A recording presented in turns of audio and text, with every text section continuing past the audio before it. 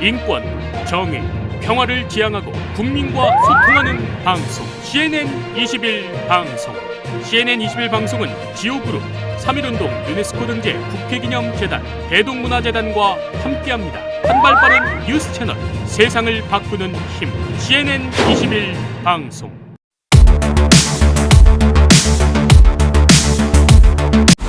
시청자 여러분 안녕하십니까. 오늘 달력을 보니까요 2월 22일입니다 222 좋은 날들이 많이 있었으면 좋겠습니다. 이재명 경기도지사가 2022년 대통령 선거를 지금 1년 앞둔 시점에서 지지율 선두를 지금 달리고 있습니다. 4월 보궐선거가 끝나면 민주당 안에서 제3후보의 거론도 지금 되고 있는 그런 양상인데요. 자, 대선 후보를 본다라고 하면 늘 그 평온한 상태가 또 지속이 되기도 하지만 갑작스런 또 요동이 치는 상황이 될 수도 있습니다. 자, 지금 현재 이낙연, 이재명 두 후보 가운데 한 명이 자연스럽게 대통령 후보로 선출될 그럴 가능성과 그리고 4월 보궐선거 또 후에 민주당의 제3후보론이 거론이 되고 있는 그런 상황인데요. 시사 이슈 이 시간에 사람보기 더 좋은 정책연구원 김범태 이사장님 박사님과 함께 이 부분 짚어볼 수 있도록 하겠습니다. 나오셨습니다. 안녕하세요. 네. 자, 민주당에서 이 대선 주자 제3후보론이 거론되고 있는 상황입니다. 실제 가능성까지 염두를 볼 수 있습니까? 어떻습니까? 네. 항상 정치라고 하는 게 살아있는 생물이지 않습니까? 그러니까요. 예. 예. 그리고 이제 시간이 굉장히 너무 많이 남았어요. 많이 남아 있다고. 예. 그리고 이제 예. 그리고 이제 그 과정에서 요동칠 수 있는 어떤 변수들이 몇 가지가 있습니다. 네. 가장 중요한 건 이제 4월 7일 날 이제 서울시장, 부산시장을 비롯한 재보궐선거가 있고요. 예. 또 하나는 이제 당대표 선거하고 원내대표 선거가 있습니다. 예. 원내대표는 예, 바로 있습니다. 예. 보궐선거. 바로 이런 것들이 중요한 변수로 작동할 가능성이 있습니다. 그래서 이제 이것을 과거 2002년도로 넘어가서 좀 복귀해 볼 필요가 있어요. 2002년도까지. 예, 그렇죠. 그때 당시 노무현 의원은 2%에 불과했습니다. 지지율. 예. 그리고 사실상 이인재 하나갑 두 분이 민주당 내에서는 각축을 벌이고 있는 상황이었거든요. 근데 이제 과연 2002년하고 지금 상황이 어떻게 같을 수가 있을 것이냐라고 하는 이런 의구심은 듭니다만, 그럼에도 불구하고 아까 말씀드렸던 것처럼 중요한 몇 가지 변수가 있기 때문에 그런 가능성, 제3후보가 갑자기 등장할 가능성은 그럼에도 불구하고 있다. 예, 그러나 성공 가능성까지는 글쎄요, 아직, 예, 만약에 제3후보로 등장해서 그분이 세 사람이 지금 현재 1, 2위를 다투고 있는 이재명 지사, 이낙연 대표와 각축을 벌인다고 하면 그분이 성공 가능성은 있습니다. 그럼에도 불구하고 그 수준이 안 되고 그냥 다른 잠룡으로 남게 되면 성공 가능성은 좀 희박하지 않을까.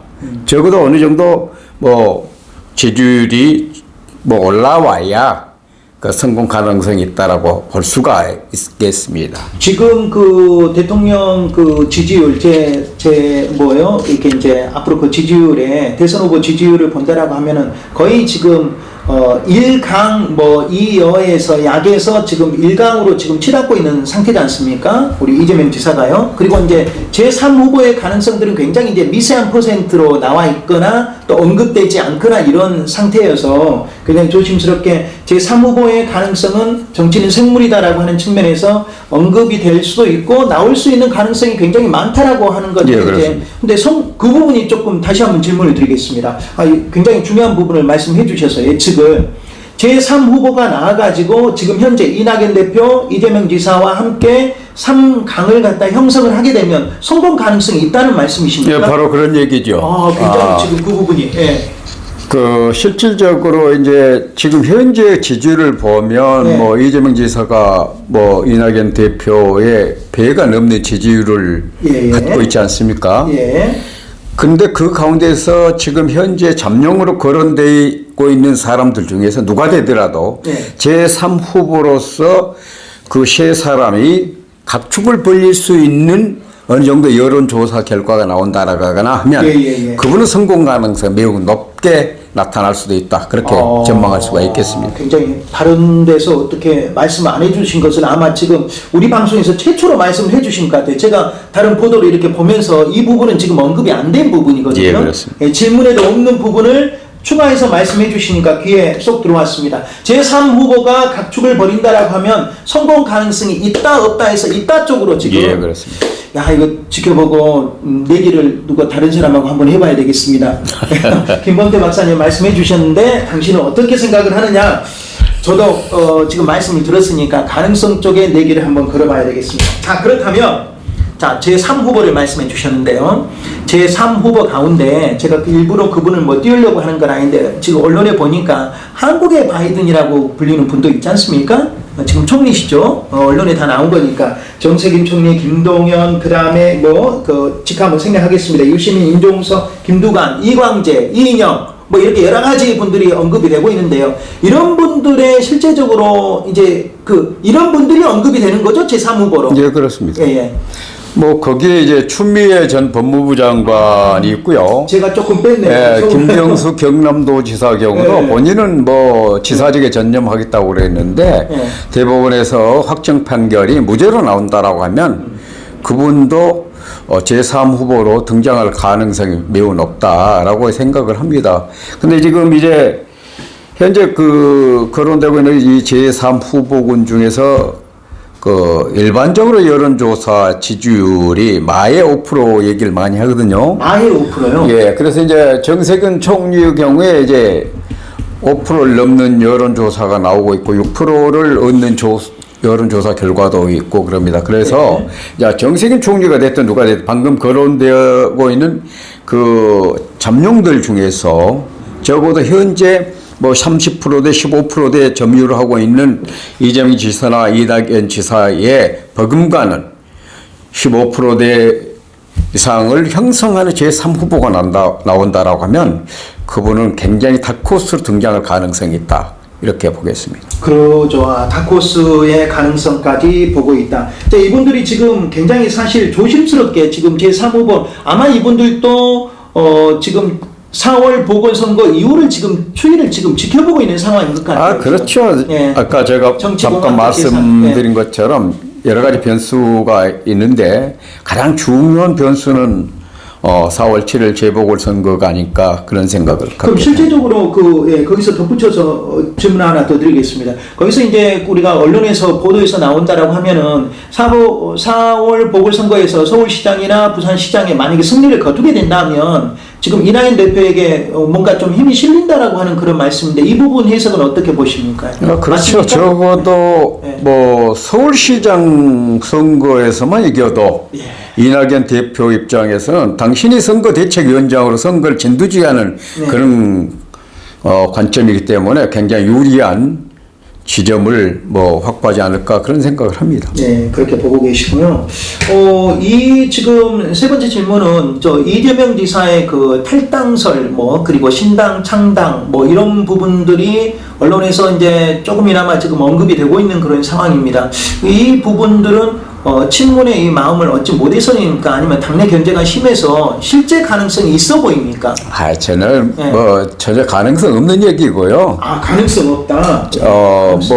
예를 들면 대통령 후보 경선 일정을 연기한다는 연기론 얘기까지 나오고 그러는데 현실적으로 이제 민주당 내에서 일정하게 비토 그룹이 있는 것도 사실입니다.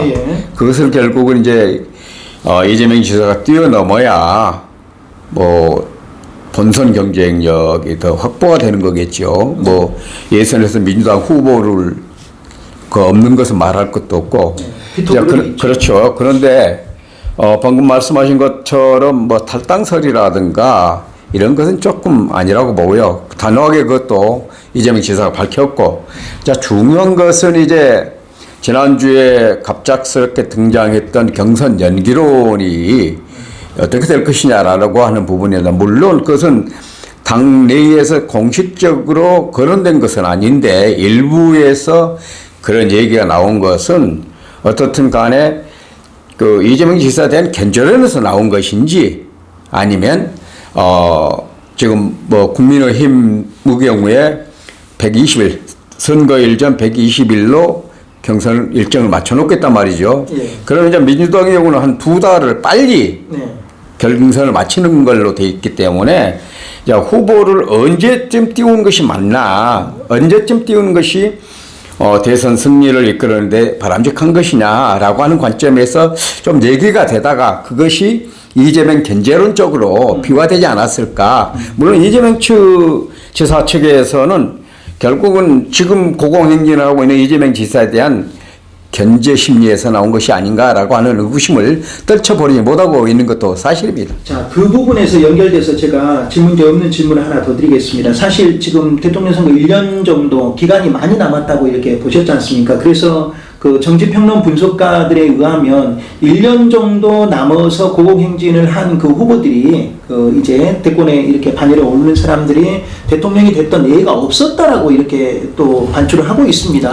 실제 그 통계 프로테이지는 맞습니까? 이제 그런 경우가 이제 그 고공행위를 벌이고 있는 사람이 집권당이냐 아니냐 이런 또 차이도 사실은 있습니다. 예를 들면 근데 우리가 좀 이런 그 추이를 보면 노무현 그 대통령께서 후보 시절에 정몽준 후보하고 네. 극적인 단일화를 했다가 그 파기됐다가 이런 우여곡절을 일으켰단 말이죠. 네. 그리고 그 이전에 쭉 올라가서 김대중 대통령하고 DJP 연합을 했을 때 이인재 후보가 느닷없이 제3후보로 등장해서 이해창 후보가 낙마하게 된 이런 경우들을 보면 꼭 그것이 1년여 전쯤에 상위 지지를 받았던 사람들이 안 되거나 그런 경우는 꼭 정답은 아니라고 봅니다. 그럴 경우는 있을 수가 있다. 예. 또 반전이 될 수도 있다라고 예, 그러시고요.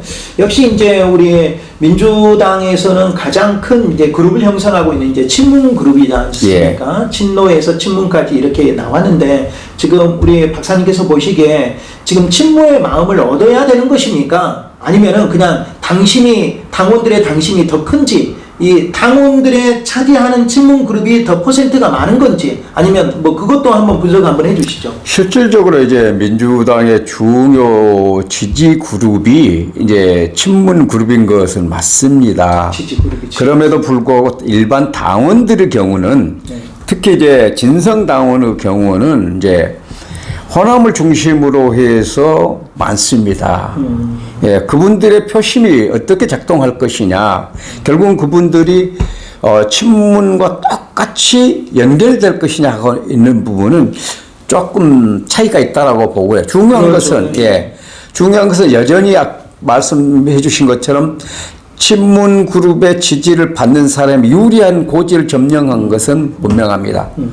그래서 전에 이제 뭐 노무현 대통령을 지지했던 부엉이 그룹이 이제 해체를 했다가 지난해 민주주의 4.0 그룹으로 변화를 시도해서 뭐 정책적 아젠다를 가지고 뭐 논의를 하고 그런다고 합니다만 그 그룹을 어떻든 무시할 수는 없단 말이죠.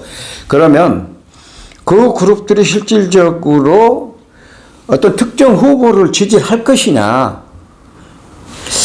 그렇게 예단하기는 좀 어렵다. 왜냐? 현재도 움직이면 안 보이죠. 예, 왜 그러냐고 하면 가장 중요한 것은 대선에서 이기는 것이 중요하지.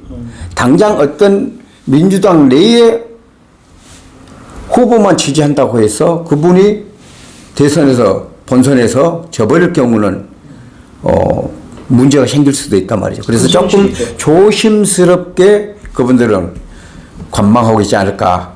어쨌든 그럼에도 불구하고 지금 뭐 이재명 지사나 이낙연 대표나 제3의 후보를 꿈꾸고 있는 이런 사람들 경우는 친문의 지지를 얻으려고 여러 가지 노력을 하고 있는 것은 분명합니다. 결국은 어떤 키워드를 가져가는 데서 친문이 소외될 수는 없군요. 친문이 큰 역할들을 하고 있고 지금까지 또 어떻게 보면 집권 여당의 여러 가지 싱크탱크의 그 역할에 중점적인 역할을 하고 있으니까. 그렇습니다. 친문으로 일컬어지는 그 사람들의 생각과 당심과 그 당심이라고 제가 표현한 것은 적어도 진성 당원의 표심 네. 이렇게 그것이 꼭 일치한다라고는 볼 수가 없거든요. 특히 이제 호남 지역, 특히 광주 전남의 경우는 전략적 투표라고 하는 것을 많이 해왔었지 않습니까? 그래서 적어도 광주 전남의 표를 얻는 것 이것이 굉장히 중요하기 때문에 지금 대선 주자로 거론되고 있는 분들이 광주 전남에 공을 들이고 있는 것도 이와 네. 무관하지 않다 이렇게 말씀드릴 수가 있겠습니다. 알겠습니다. 민주당의 제3후보 등판과 성공 가능성에 대해서 사람법이 더 좋은 정책연구원 김범태 박사님과 이야기를 나누는데요. 3후보의 가능성 굉장히 지금 성공 가능성의 여부에 대해서는 등판 가능성과 또 성공 가능성인데 등판 가능성은 당연히 있어 보이고 성공 가능성은 만약 지금 현재 두 이낙연 지사와 이낙연 대표와 이재명 지사의 그 역할에 제3후보가 충돌이 되고 또 그 역할을 한다라고 하면은 3자 대결에서의 성공 가능성이 또 있어 보인다라고 또 이야기를 하고 있습니다. 탈당 가능성에 대해서는 전혀 없다라고 우리 이재명 지사가 이야기했던 것처럼 김범태 박사님도 전혀 가능성이 없다라고 말씀해 주셨습니다. 오늘 말씀 여기까지 듣겠습니다. 고맙습니다. 네. 민주당 제3후보 등판과 성공 가능성에 대해서 시사 이슈 우리 살아보기 더 좋은 정책연구원 김범태 박사님과 이야기 나눴습니다. 많은 시청 바라겠습니다. 지금까지 보도제작의 김주석, 진행의 저는 임영이었습니다. 고맙습니다.